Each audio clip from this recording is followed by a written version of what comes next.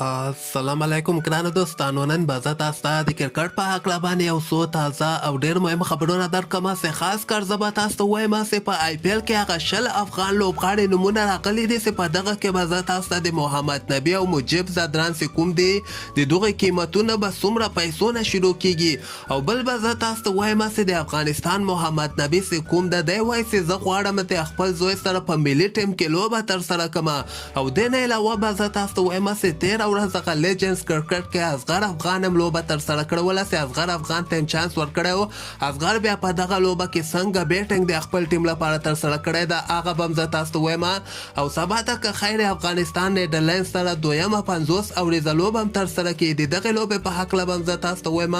او بل به زه تاسو ته د شهزاد محمدي په هکله باندې مې وایم چې نن یې بنګلادیش پریمیر لیګ کې یو ځل بیا لوبه ترسره کړې. مهم معلومات در سره شریکوم. ویډیو تر اخره پورې وګورئ. په هر څه به تاسو پوه شئ. راځم اول زه تاسو ته د آی پی ایل نه یو خبر درکوم چې په آی پی ایل ډرافت کې 10 افغان لوبغاړي هندوستان له طرف نه اچول سوي دي چې دغه به مختلف کټګریانو کې شامل سوي دي چې دغه کې به 15 یا شپږ افغان لوبغاړي بولي ته وړاندې کړي. په دغه کې به زه تاسو ته وایم چې افغانستان محمد نبي قیمت چې کوم ده 1 کروڑ هندي پیسو نه به د نبي قیمت شروع کیږي. او د مجیب زدران قیمت بیا 2 کروڑه هندي پیسو نه د مجیب زدران قیمت شروع کیږي.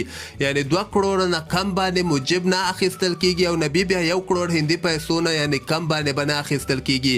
دغه نورو لوبغاړو کې بیا رحمان الله ګوربز د نجیب زدران د نبی د حضرت الله زازی د نور احمد د زهیر خان پختین د کریم جنت د کیس احمد د عظمت الله عمر زید د شرف الدین اشرف د ګلبدین نائب د فضل حق د دولت د سمی ازار الحق نوی د ابراهیم زدران دغه لوبغاړي بولی کې اچول سوي دي یعنی دغه اکشن کې اچول سوي دي.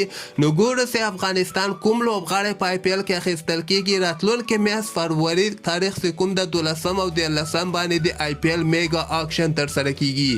بل به زه تاسو ته وایم چې د افغانستان محمد نبي بیا دغه خبر ورکړی ده چې زه غواړم حسن عیسی خیل چې کوم ده یعنی خپل زوی سره په ملي ټیم کې لوبه ترسره کړم. یعنی مطلب خبره دا ده چې دی په 4-15 کاله خو یعنی اوس نورم نه ریټایریږي. د ده زوی حالان کې اوس صرف 14 کلن ده. تاسو خپل فکر وکړئ. دی خو په کلب کرکټ کې یا لاندې سطح کې ښه لوبې ترسره کوي ښه بیټینګ ترسره کوي خو ملي ټیم ته راتګ د ده لپاره دومره اسانه خبره نه ده لکه څنګه چې محمد نبي سوچ کړی ده. محمد نبي وایي چې زه غواړم خپل زوی سره په ملي ټیم کې لوبه ترسره کړم. یعنی دی خو سفارش لري خو د افغانستان لپاره ملي ټیم کې لوبه ترسره کول دومره اسانه به هم نه وي ځکه دی اوس کوم کرکټ کوي دا ډېره لاندې سطح باندې کرکټ کوي او انټرنیشنل کرکټ او په دغه کلب لیور کرکټ یا لاندې سطح کرکټ کې ډېر زیات فرق وي. نو د ما په نظر باندې نبي لپاره به ډېره مشکله وي چې خپل زوی سره د افغانستان په ملي ټیم کې لوبه ترسره کړي. دې نه علاوه به زه تاسو وایم چې تېره شپه چې کوم ده د افغانستان هغه د اصغر افغان لیجنډز په نوم باندې چې کوم ټیم ده ایشین لیجنډز دغه ورلډ لیجنډ سره لوبه ترسره کړوله چې هغه ورلډ لیجنډ ورته په 10 اورو کې 206 رنزه ټارګټ ورکړی و چې د اصغر افغان لاندې په زړه پورې بیټینګ په وجه باندې ایشیا 11 دغه لوبه ګټلې ده. اخر وخت کې اصغر افغان په 2 بالو باندې 16 رنزه وکړل چې په دغه کې 1 شپږیزه او 1 څلوریزه یې وهله. دغه سره دغه ایشیا 11 ټیم چې کوم د ایشین لیجنډ دغه خپله اولنۍ لوبه په دغه لیجنډ کرکټ کې ګټلې ده. دې نه علاوه به زه تاسو ته وایم چې سبا ته د افغانستان او د نیدرلینډ دویمه 50 اوریزه لوبه هم ترسره کیدونکې ده. دغه لوبه به که خیر د افغانستان په وخت باندې سهار ټایم کې 11 بجې شروع کیږي او ملي سپورت چینل باندې تاسو دغه لوبه لایو هم کتلی شئ. د افغانستان لپاره مهمه ده چې نیدرلینډ نه دغه لوبه هم وګټي او 10 نور پوینټونه هم ترلاسه کړي چې دغه به افغانستان ته ډېره زیاته ګټه ورسیږي چې نړیوال جام کپ ته ډایرکټ کوالیفای وکړي. دې نه علاوه به زه تاسو ته وایم چې نن هم په بنګلادیش پریمیر لیګ کې 2 لوبې ترسره شولې.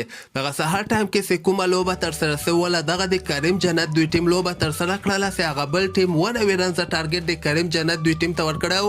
کریم جنت دوی ټیم بیا دغه لوبه یعنی په 19 اور کې دغه ټارګټ پوره کړی ده. کریم جنت دوی ټیم هم 8 لوبغاړي اور سوي دي او په 19 اور کې دغه ټارګټ پوره کړی ده.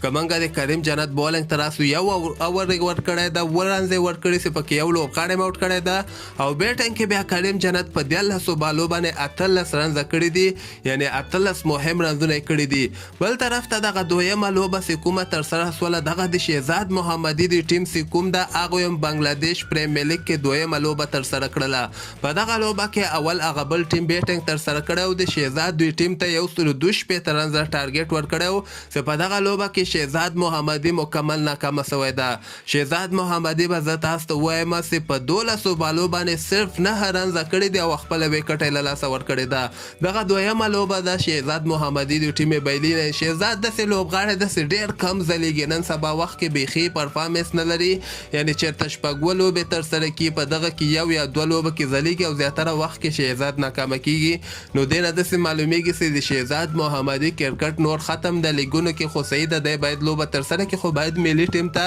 شهزاد په شمول باندې بعضې داسې اوس هم داسې لوبغاړي شته دي چې ملي ټیم کې لوبه ترسره کړي هغوی هم باید رخصت کړي او ځوانان چې څومره زیات راځي دغه به د افغانستان لپاره آینده کې ډېر ګټور ثابته سي همدغسې تازه خبرو لپاره تاسو دغه چینل هم در سره سبسکرایب کولی سئ